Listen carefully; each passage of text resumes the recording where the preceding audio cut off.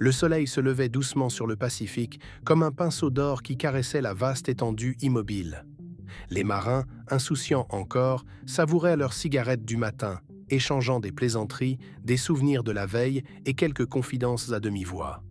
L'atmosphère était baignée de sérénité, comme si l'océan lui-même retenait son souffle.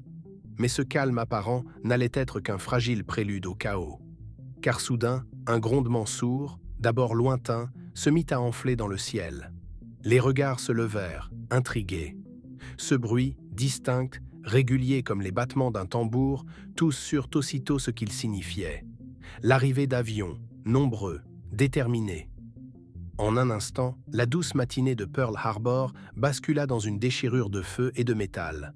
Les sirènes hurlaient, les balles sifflaient, les bombes explosaient dans une pluie d'acier. Les vieilles dames de l'US Navy, rangées à quai, étaient devenues des proies immobiles. Parmi elles, l'imposante USS West Virginia, surnommée affectueusement par son équipage Wee-Vee, allait connaître son baptême du feu. Les torpilles japonaises frappèrent de plein fouet sa coque robuste. Les explosions éventrèrent ses ponts, ouvrant des gueules béantes par où l'océan s'engouffrait aussitôt. Sur les ponts noircis de flammes, des marins, couverts de cendres et de brûlures, s'acharnaient à contenir les incendies. Leurs mains, blessées et ensanglantées, tentaient vainement de contrôler les torrents d'eau qui s'engouffraient dans les entrailles du bâtiment. Dans l'air étouffant régnait une odeur pestilentielle, mêlant le sel brûlé, l'huile enflammée et, plus insoutenable encore, la chair consumée. C'était l'odeur de la guerre dans toute son horreur, gravée à jamais dans la mémoire de ceux qui parvinrent à survivre. Tandis que les avions ennemis tournaient et piquaient comme une nuée de vautours, les servants des canons américains ripostaient avec furie. Les canons anti-aériens tonnaient, semant le ciel de traînées noires, mais la pluie de feu ne semblait pas faiblir. Le navire gémit, trembla, se cabra. 7 torpilles l'avaient éventré sur bâbord. 2 bombes avaient écrasé son pont. L'une ravagea l'arrière et détruisit une tourelle. L'autre mit le feu à 2 avions qui s'y trouvèrent stationnés. L'essence ruissela, embrasant la surface du navire comme un enfer liquide. Au milieu de cet apocalypse, des hommes se distinguaient par un courage presque surhumain. Le lieutenant Claude Finn Ricketts ordonna une inondation volontaire des compartiments de tribord pour redresser le bâtiment. Une manœuvre de désespoir, mais qui évita à la West Virginia le sort terrible de l'USS Oklahoma, renversée et perdue. Non loin de là, le capitaine Mervyn S. Bennion, frappé à mort par des éclats, continua malgré tout à diriger ses hommes jusqu'à son dernier souffle. Ce sacrifice lui valut la plus haute distinction, la médaille d'honneur à titre posthume. Et puis il y eut l'histoire de Doris Miller, simple aide-cuisinier afro-américain qui, sans avoir jamais été formé au maniement d'une arme lourde, prit en main un canon anti-aérien et fit feu contre les vagues d'avions ennemis. Son nom devint un symbole, honoré plus tard par la Navy Cross. Mais la bravoure, si immense fut-elle, ne suffisait pas. Lentement, inexorablement, la Wee-Vee sombra dans les eaux peu profondes du port, noyée par la violence et les flammes. Cette forteresse flottante, jadis fierté de la flotte américaine, reposait désormais, mutilée, dans la boue de Pearl Harbor. Au matin qui suivit, le silence des ruines était accablant. Sur le quai, on ne comptait plus les visages couverts de suie, les uniformes déchirés, les regards hagards. 106 marins gisaient morts, engloutis dans le désastre. Et pourtant, le cauchemar ne s'éteignait pas encore. Des coups sourds, étouffés, résonnaient encore depuis les entrailles métalliques du navire. Des survivants, prisonniers des compartiments inondés, appelaient au secours, frappant de toute leur force contre les cloisons. Mais personne ne pouvait atteindre ces hommes piégés sans risquer de précipiter la fin du bâtiment. Les gardes, postés la nuit près de l'épave, avoueront plus tard l'insoutenable torture de devoir écouter ces appels qui faiblissaient au fil des jours. « Mon Dieu, je n'arrive plus à passer devant ce navire », confia un marin. La vision était insupportable. 4 cuirassés coulés, 4 autres gravement endommagés, la base aéronavale transformée en cimetière fumant. 2335 vies fauchées, 1143 blessés. Mais de ce deuil naquit un désir inextinguible, celui de la revanche. L'Amérique ne se résignerait pas. Les eaux de Pearl Harbor allèrent bientôt livrer leurs fantômes. Le 17 mai 1942, on parvint à relever la West Virginia, éventrée mais toujours debout dans son orgueil de cuirassé. Lorsque les chantiers navals inspectèrent ses entrailles, la vérité glaçante apparut. Près de 70 hommes avaient lutté, enfermés, durant des jours. On retrouva à leur côté des rations entamées et des bidons d'eau presque vides. Ils avaient combattu la faim, la soif, le désespoir, avant de succomber. Leur sacrifice silencieux marqua tous ceux qui participèrent à la remise en état du navire. Mais l'histoire du Wee-Vee était loin d'être close, car ce colosse brisé allait renaître. Des projets de modernisation, repoussés à maintes reprises pour raisons budgétaires durant les années 30, furent enfin mis en œuvre. On le dota de bulges anti-torpilles, d'une nouvelle artillerie anti-aérienne, de radars dernière génération, et sa silhouette elle-même en fut métamorphosée. C'est un cuirassé presque neuf que l'Amérique allait lancer de nouveau dans la guerre du Pacifique. Lorsque la West Virginia fut tirée hors des flots meurtris de Pearl Harbor, ce n'était plus qu'une carcasse éventrée, une silhouette affaissée, son prestige englouti dans la vase. Pourtant, aux yeux de la marine américaine, elle représentait bien davantage qu'un navire démoli. Elle était l'incarnation d'une volonté de vaincre, un témoignage vivant que les États-Unis ne plieraient pas. Le chantier de remise en état qui s'ouvrit n'avait rien d'une simple réparation. C'était un chantier de résurrection. La Wee-Vee, jadis prisonnière des failles de sa conception, allait renaître sous un nouveau visage, plus moderne, plus redoutable encore. On décida d'aller bien au-delà des réparations de surface. Le cuirassé devait être reconstruit de la quille jusqu'aux superstructures. Dès 1942, les ingénieurs tracèrent les plans d'une refonte complète, et bientôt, les ouvriers se mirent à l'œuvre dans le vacarme métallique des arsenaux. Ses flancs furent renforcés par des bulges anti-torpilles destinés à encaisser les coups qu'il avait autrefois presque anéantis. Sa silhouette fut changée au point que certains marins, en la revoyant, eurent du mal à la reconnaître. Exit l'allure des cuirassés des années 20. Désormais, son profil compact et modernisé lui donnait des allures de colosse des mers aligné sur les standards de la guerre totale qui sévissait dans le Pacifique. Les radars, ces yeux invisibles de la flotte moderne, devinrent son organe vital. La West Virginia reçut les derniers modèles d'équipement de détection aérienne et de conduite de tir, permettant à ses canons de frapper même dans les ténèbres de la nuit. De nouveaux canons anti-aériens vinrent saturer ses ponts. Mitrailleuses légères, canons Beaufort de 40 millibia et surtout une batterie dense de 20 millibia, transformant chacune de ces bordées en murs de feu contre les chasseurs et bombardiers ennemis. Quant à son artillerie principale, elle conserva ses 8 impressionnants canons de 406 mm, 16 pouces, un armement qui plaçait encore la vieille Colorado Class parmi les unités les plus puissantes du monde. Ses bouches à feu faisaient trembler la mer entière à chaque salve, capable de réduire en poussière un navire ennemi à des dizaines de kilomètres. Pour les marins qui revenaient la servir, il y avait dans cette métamorphose un parfum de revanche. En foulant le nouveau pont, ils savaient que leur navire n'était plus un vestige du passé, mais un géant prêt à se venger du 7 décembre. La réhabilitation de la West Virginia s'étendit sur près de 3 ans, 3 longues années de labeur où chaque boulon, chaque plaque de blindage, chaque compartiment fut revu. À mesure que le chantier avançait, l'attente grandissait. Lorsque, au mois de juillet 1944, le cuirassé réalisa ses premiers essais en mer, l'émotion était palpable. On le voyait enfin libéré de ses échafaudages, taillant de nouveau la vague fièrement, comme si les blessures du passé n'avaient été qu'un mauvais rêve. À Hawaï, dès septembre 1944, il rejoignit officiellement la flotte, escorté par 2 destroyers flambant neufs. L'atmosphère à bord oscillait entre la gravité et l'impatience. Les officiers savaient que l'heure viendrait bientôt d'éprouver ce renouveau contre l'ennemi. L'amiral Theodore D. Ruddock fit de la West Virginia son navire amiral au sein de la Battleship Division 4. La vieille Wee-Vee reprenait sa place dans la hiérarchie de la flotte, mais cette fois-ci avec un rôle clair, servir au front sans répit. L'occasion ne tarda pas. En octobre 1944, les préparatifs pour la reconquête des Philippines battaient leur plein. Le Pacifique était devenu un théâtre gigantesque où se nouaient les batailles qui décideraient du sort de la guerre. La West Virginia fut intégrée à la 7e flotte, destinée à appuyer la libération de l'archipel. Les hommes savaient où ils allaient, et ce que cela signifiait, affronter la marine impériale japonaise dans ce qui serait l'un des plus grands affrontements navals de toute l'histoire. Certains murmuraient déjà un mot qui allait rester gravé comme un symbole, « late ». Pour ceux qui avaient survécu au 7 décembre, l'idée de retrouver l'ennemi, cette fois en pleine mer et non plus cloué à quai, sonnait comme une justice rendue. Nombreux étaient ceux qui, le soir dans leur hamac, regardèrent les photos de camarades disparus et se disaient que bientôt viendrait l'occasion de tenir leurs promesses, frapper en retour. La modernisation des anciens cuirassés n'avait rien d'anodin. Lors des premiers mois de la guerre, tout l'accent avait été mis sur les porte-avions, nouvelles armes maîtresses du Pacifique. Pourtant, l'US Navy savait que les cuirassés pouvaient encore jouer un rôle décisif dans des scénarios précis.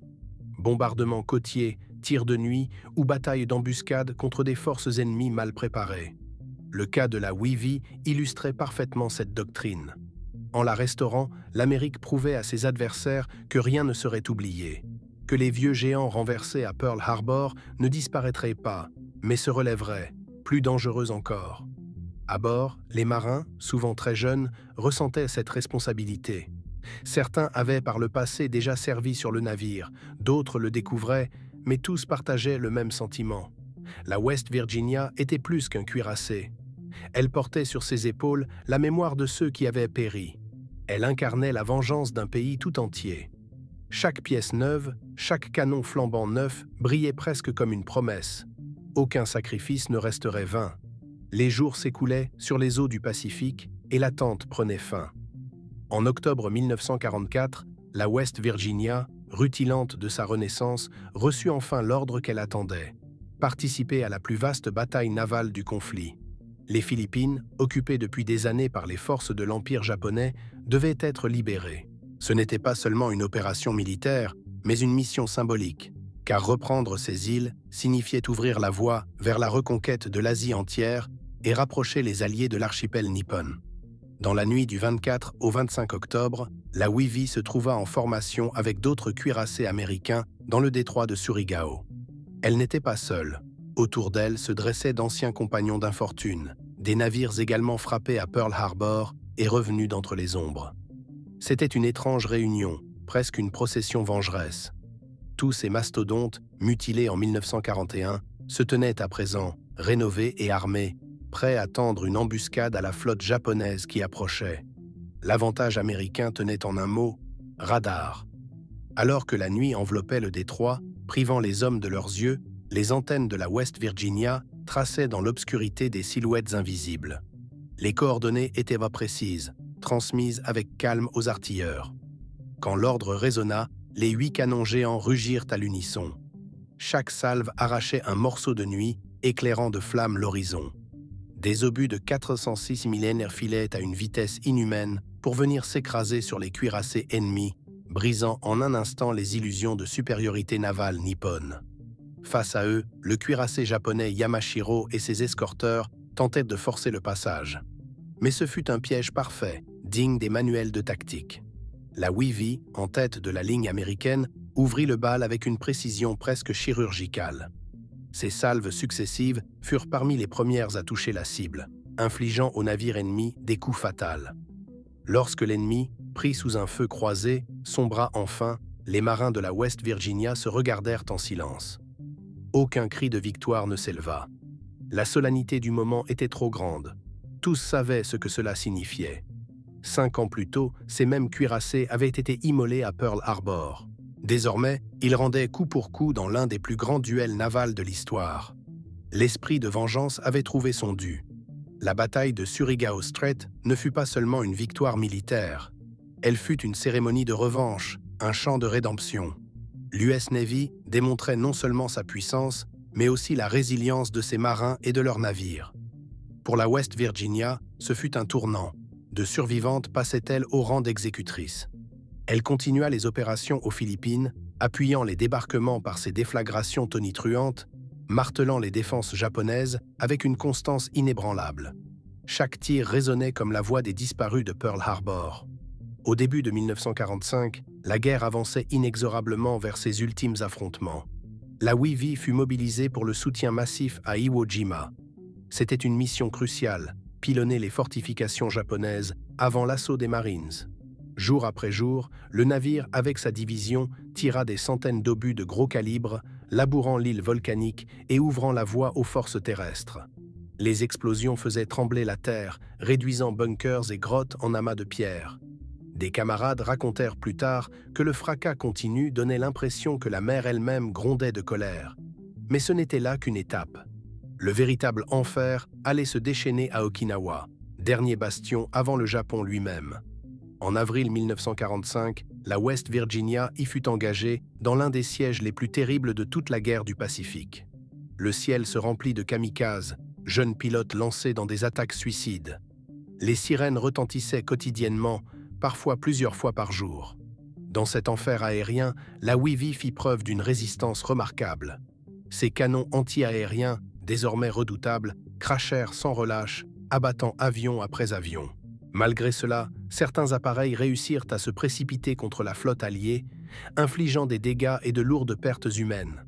À bord, la tension était constante.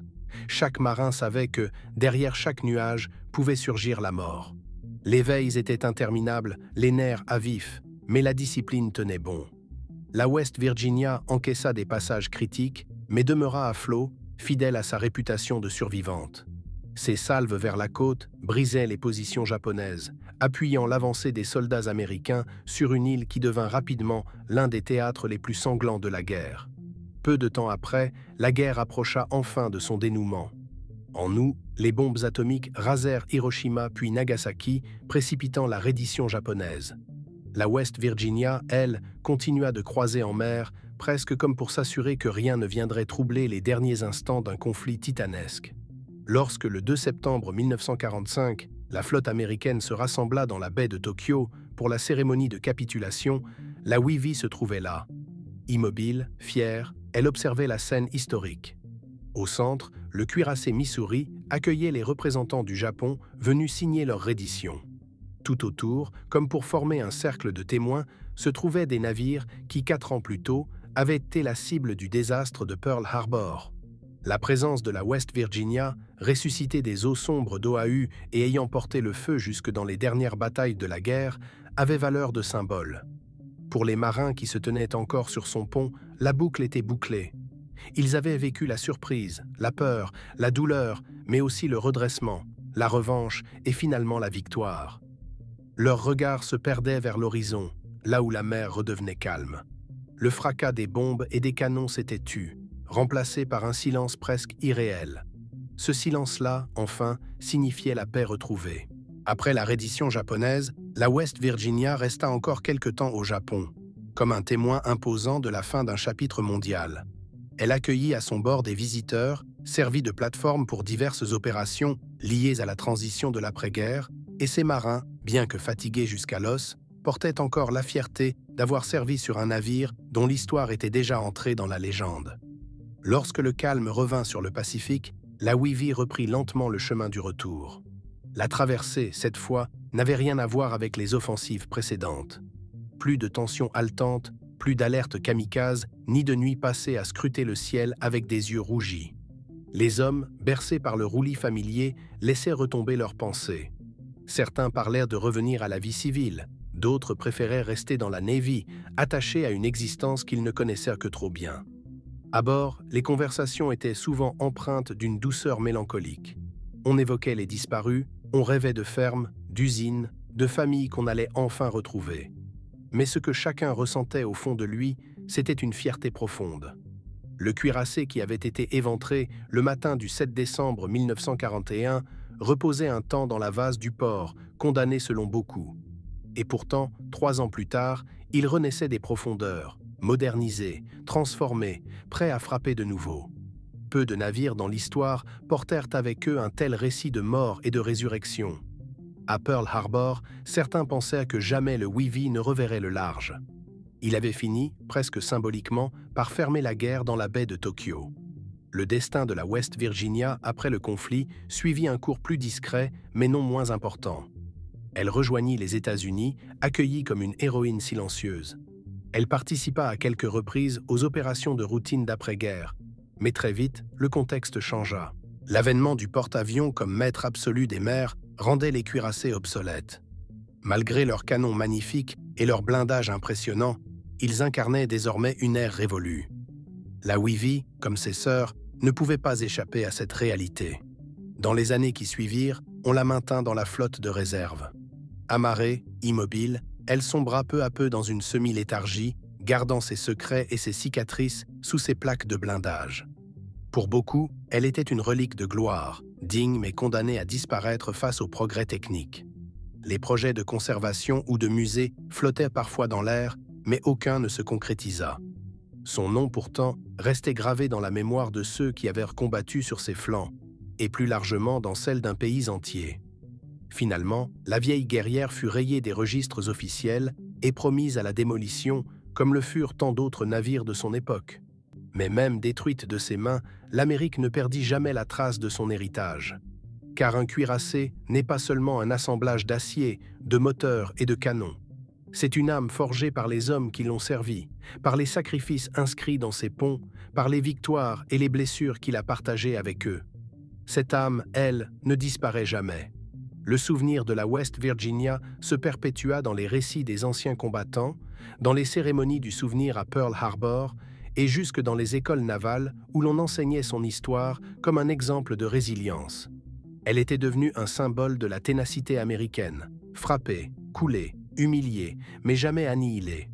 Relevée, modernisée, revenue à la vie, elle porta le feu jusque dans les eaux ennemies et assista, majestueuse et calme, à la capitulation d'un adversaire redoutable. Pour ceux qui ont encore le privilège de se souvenir d'avoir foulé son pont, la West Virginia reste plus qu'un navire. Elle fut une compagne d'armes, un cimetière flottant, une citadelle ardente et un sanctuaire de courage. À travers son histoire, c'est toute l'épreuve d'une nation qui se reflète, la douleur de l'attaque, la volonté de revanche, la longue reconstruction et enfin le triomphe. Ainsi se referme le cycle de ce cuirassé hors du commun, né dans les années 1920 comme fleuron de la Colorado Class, jeté dans le chaos en 1941, ressuscité en 1944, puis couronnant sa trajectoire dans la baie de Tokyo en 1945. Le temps finit par le réduire à des fragments d'acier, mais son ombre continue de naviguer dans les mémoires, comme une silhouette fière au milieu des vagues. Car tant que retentira chaque 7 décembre la mémoire de Pearl Harbor, tant que l'on rappellera les noms des navires et des hommes tombés ce jour-là, la West Virginia ne sombrera jamais vraiment dans l'oubli. Elle reste pour toujours une survivante, une revenante de la mer, et un témoin inébranlable de ce que peut signifier la persévérance face à l'adversité absolue.